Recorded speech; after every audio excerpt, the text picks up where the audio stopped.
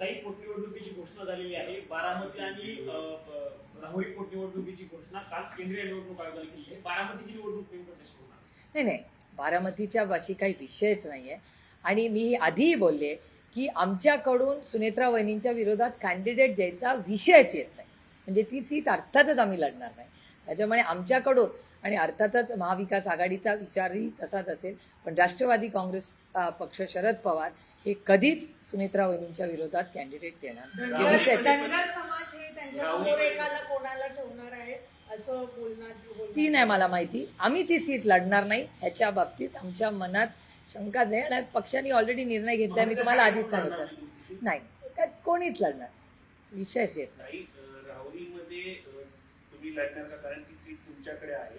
आता त्याची चर्चा माननीय जयंत पाटील साहेब, संजय राऊत साहेब उद्धवजींशी बोलतील, काँग्रेसशीही बोलतील आणि एक आज उद्यामध्ये महाविकास आघाडी त्याचा निर्णय घेईल. पण बारामती विधानसभेमध्ये सुनेत्रा वहिनींच्या विरोधात आम्ही कॅन्डिडेट देणार नाही हे मी तुम्हाला आधी सांगितलं. तर म्हणजे तो प्रश्नच येत नाही कॅन्डिडेट द्यायचा. विधिमंडळाचा तिसरा आठवडा आहे आणि अमोल मिटकरी असं म्हणतात की अदृश्य शक्ती चर्चा लावून येईल अशी शंका आहे अजितदादांच्या मृत्यू संदर्भात. खरं तर मागणी ही जी पहिल्या दिवसापासून होते की एक पारदर्शक इन्क्वायरी व्हावी. आणि रोहित तुम्ही सगळ्यांनीच पाहिलं किती धावपळ करतो ह्याच्यासाठी. तो मागचा पूर्ण आठवडा पुढे आहे दिल्लीतही होता. दिल्लीमध्ये प्रत्येक पक्षाच्या नेत्यांना पाठपुरावा करतोय. तो परवा तेलंगणाच्या माननीय मुख्यमंत्र्यांना भेटायला गेला, त्यांनाही ब्रीफिंग केलं. उमर अब्दुल्लांनीही ब्रीफिंग त्यांनी केलं. आणि मला असं वाटतं की पारदर्शक इन्क्वायरी मागणं ह्याच्यात गैर काय. आणि इथेही म्हणजे मी आधीही बोललेले की मी उद्धवजींचे आणि काँग्रेस पक्षाचे मनपूर्वक आभार मानते की दादाच्या या केसमध्ये डिस्कशनसाठी मागणी ही काँग्रेस आणि उद्धवजींची शिवसेना अनिल देसाई जी असतील किंवा अरविंद सावंत जी असतील. अरविंदजी तर 3-4 वेळा फ्लोअर ऑफ द हाऊसवर अरविंद सावंतजी हे बोललेले आहेत की आम्हाला अजितदादांची ही पारदर्शक इन्क्वायरी झाली पाहिजे. तर ऑन रेकॉर्ड शिवसेनाने हा मुद्दा मांडलेला आहे. त्याच्यामुळे मी खूप मनापासून त्यांचे आभार मानते.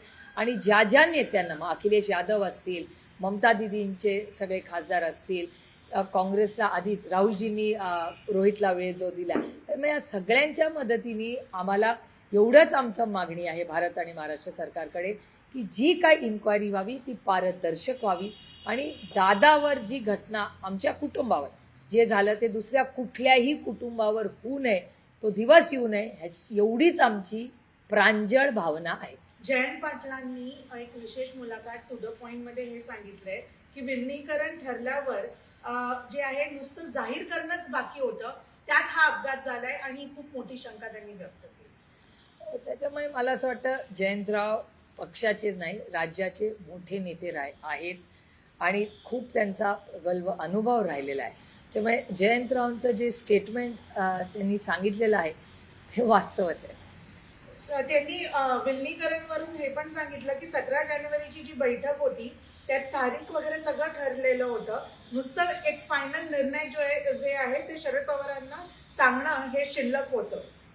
माझ्यासाठी मी हे खूप विनम्रपणे म्हणते, माझ्यासाठी तो विषय संपलेला आहे, त्याच्यावर पडदा पडलेला आहे. इतिहासात मला आता काही रमायचं नाही. वास्तव असं आहे की हा देश आज अडचणीत आहे, जग अडचणीत आहे. भारत सरकारने एक ऑल पार्टी मीटिंग करून तातडीने या क्रायसिसमध्ये विरोधी पक्षालाही कॉन्फिडन्समध्ये घ्यायची गरज आहे. आज इकॉनॉमी असेल किंवा आज LPGचा क्रायसिस असेल, याच्यामुळे भारतातल्या अनेक व्यवसाय, महाराष्ट्रातले व्यवसाय, पुणे जिल्ह्यातले आणि बारामतीमध्ये हे अत्यंत अडचणीत आलेले आहेत. मला असं वाटतं आत्ता या देशासमोर सगळ्यात मोठं आव्हान जगातली जागतिक परिस्थिती काय आणि त्याच्यानंतर होणारे पुढची आव्हानं ही आहेत. आजच बघा दुबईवरनं आपले लोक परत आले. मी जयशंकरजींचे जाहीर आभार मानते की त्या काळात त्यांच्या MEAने मिनिस्ट्री ऑफ एक्सटर्नल अफेअर्सनी प्रत्येक खासदाराला मदत केली. मला तर केलीच. आपल्या भागातले अनेक लोक आपण परत आणण्यात आपल्याला यश मिळालं. आज दुबईचा एअरपोर्ट परत बंद झाला.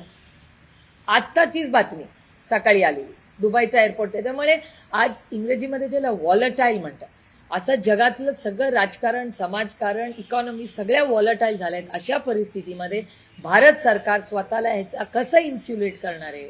फर्टिलायझरची काय पुढच्या परिस्थितीत? तेलाचं काय होणार आहे? रशियामधून आपल्याला तेल मिळायला आता संधी मिळाली, पण किंमत किती वाढलेली आहे? LPGचं स्टोरेज का नाही आपण केलेलं? चायनासारख्या देशांनी LPGचं स्टोरेजचा प्लॅन केलाय. भारत सरकारने काय केलंय त्याच्याबद्दल?